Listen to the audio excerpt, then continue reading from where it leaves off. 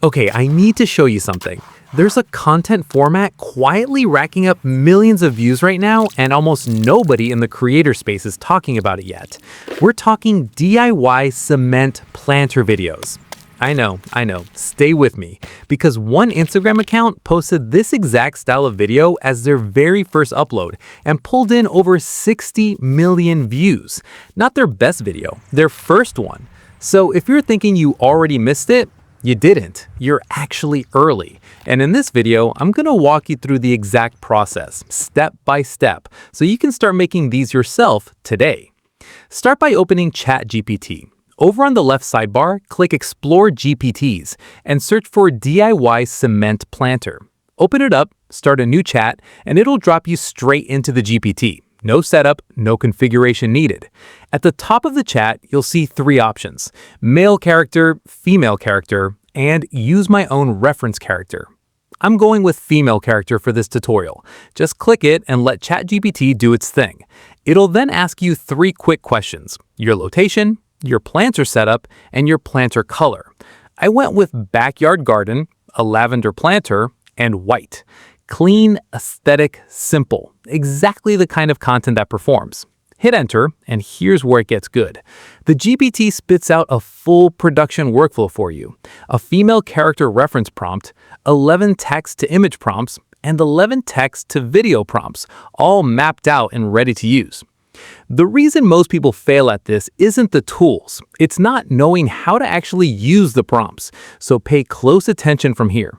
Now jump over to Google Flow AI, set it to image generation mode, and, this part matters, select Nano Banana 2 as your model. Don't skip that, it makes a real difference in quality. Head back to ChatGPT, scroll up to the female reference prompt, copy it, paste it into Google Flow, and hit send. A few seconds later, your character appears. Now here's the thing that makes this whole process work. Upload that image back in as a reference by dragging and dropping it right into the prompt box. This is how you keep your character looking consistent across every single shot. And consistency is what makes these videos look polished and professional instead of random. Go back to ChatGPT, copy image prompt 1, paste it into Google Flow, attach your character reference image, and generate. Same character, same vibe, first scene done.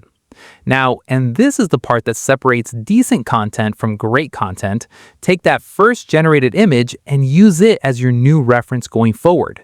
Every image you generate should use the previous one as the anchor, keeping the same character, same background, and same visual flow throughout. Copy image prompt 2, attach the first image, and generate. Copy image prompt 3, attach the latest image, and generate. You'll get the shot where the wet cement-soaked cloth is placed over the bucket. Here's a detail people tend to skip, and they really shouldn't.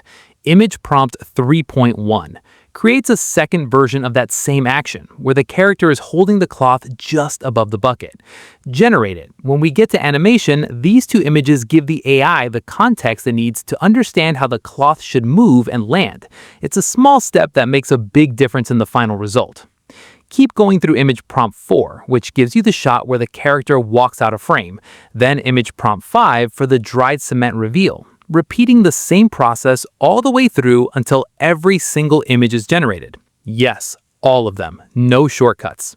Now for the part everyone's been waiting for. Go back to ChatGPT and copy video prompt 1, then head into Google Flow, switch to video generation mode, select your first image, paste in the prompt, and hit send.